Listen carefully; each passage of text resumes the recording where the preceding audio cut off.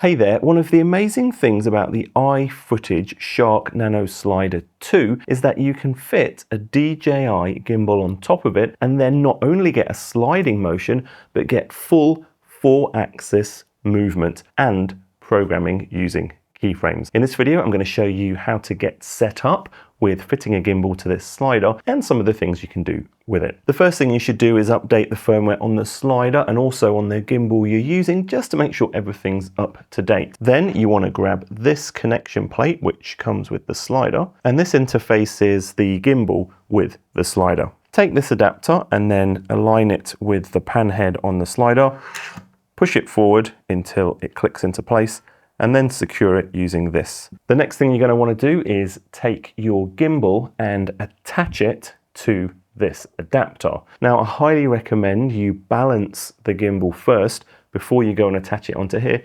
It just makes it a bit easier. I'm going to unlock this from the tripod and the battery on this gimbal.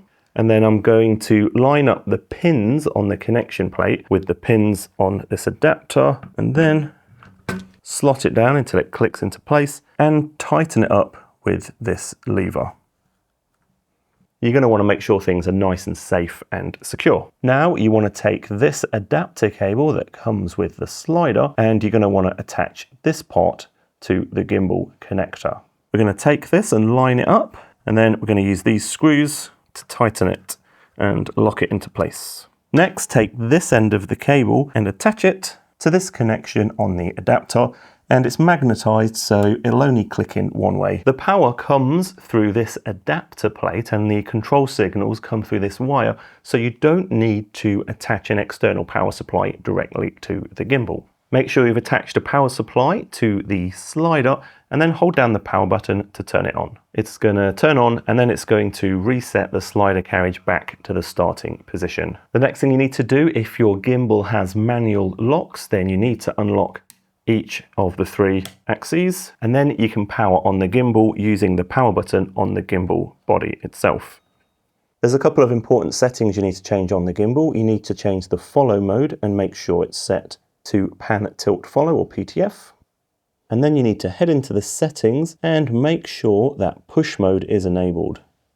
You want to turn on push pan and also push tilt mode. This is going to enable you to manually angle the axes of the gimbal to different positions and keyframes. Unlock the slider by pressing both buttons down at the same time, and then you can move the sliding element of the slider. But because we enabled push mode on the gimbal, we can also manually adjust the tilt and pan axes. So what we're going to do is we're going to film a little product video of this. I'll just start recording on this gimbal cam. And we're going to start off at this end of the slider. And I'm going to manually move the gimbal axes. And we're going to start by pointing down to the bottom. Now we've done that, we can head back to the screen on the slider and then tap A to create a keyframe. But it's not just created a keyframe for the slider position, it's created a keyframe for the axes on the gimbal. Let's go and move it to another position. And let's say we just want to pan around, slide across and tap B to add a second keyframe. And then let's move all the way to the end of the slider, pan across, and then tilt up. On the screen, slide across and tap C to create a third keyframe. Now we can tap standby on the screen. It's going to go back to keyframe 1 or keyframe A. And when it's done that, we can tap start to begin the movement. And you can see the slider's moving, but also the axes on the gimbal are moving. The pan axis is moving at the minute. And then when we go from keyframe B to C, you can see now that the tilt axis on the gimbal is now tilting up and creating this really nice effect. It's a shame about the mess in the background there. Because we've got loop mode turned on, it's going to continually loop between keyframe A and the last keyframe via the middle keyframes, but I can just go and tap end to stop that.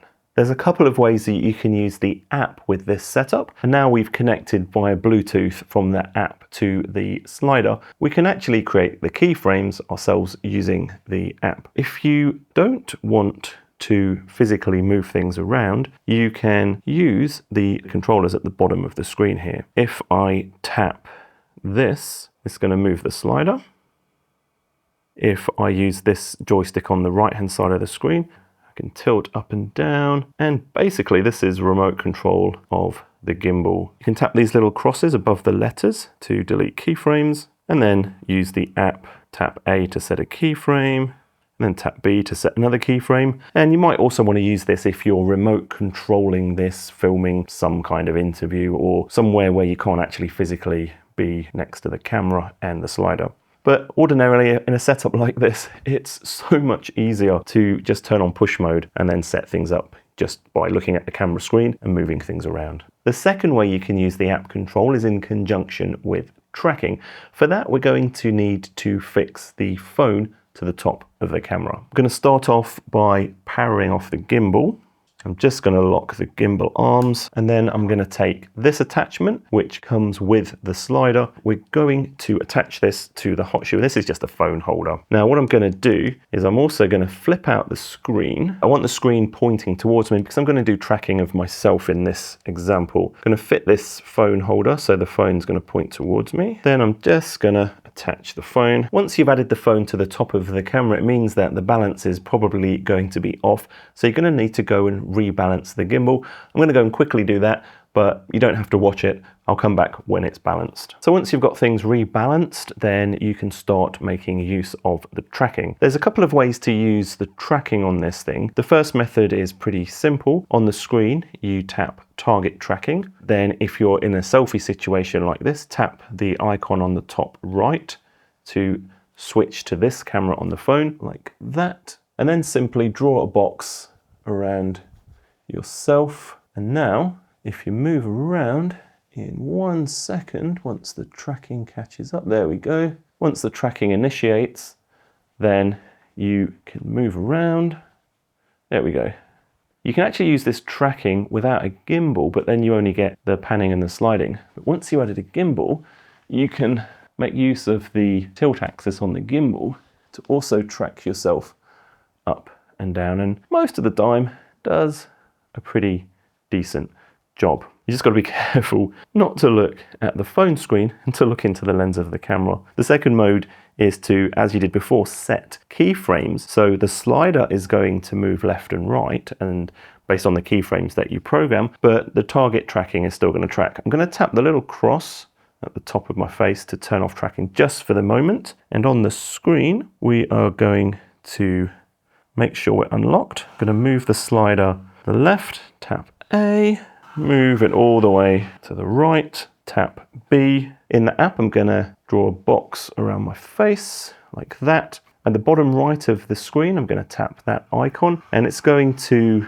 move the slider to keyframe A, but it's not moving the whole gimbal around because we've got tracking enabled. Then at the bottom right, I'm going to tap play, and now it's going to move the gimbal between keyframe A and B, but it's actually tracking my face. The slider rails moving left and right is nothing to do with the tracking of my face, but the pan and the tilt axis on the gimbal are going to be doing the tracking. So what that means is, say I wanted to show you what's on this shelf down here, and just crouch down and go, here's a shelf. It's very messy down here at the minute, and the slider's still moving, and that just gives things quite an interesting effect. Or you can move around, and you can see the tracking is a little bit laggy sometimes, but that could be because I'm using an old RS2 gimbal. Perhaps an RS4 would be a bit better. I don't know. I don't have one to test on. And to cancel tracking, click the little plus, and then to stop movement, you can either tap the screen or tap end on the LCD on the slider. To get the absolute best out of this slider, check out this video next. Please subscribe, I'd really appreciate it. I'm Jason Roberts, and hopefully I'll see you in the next video.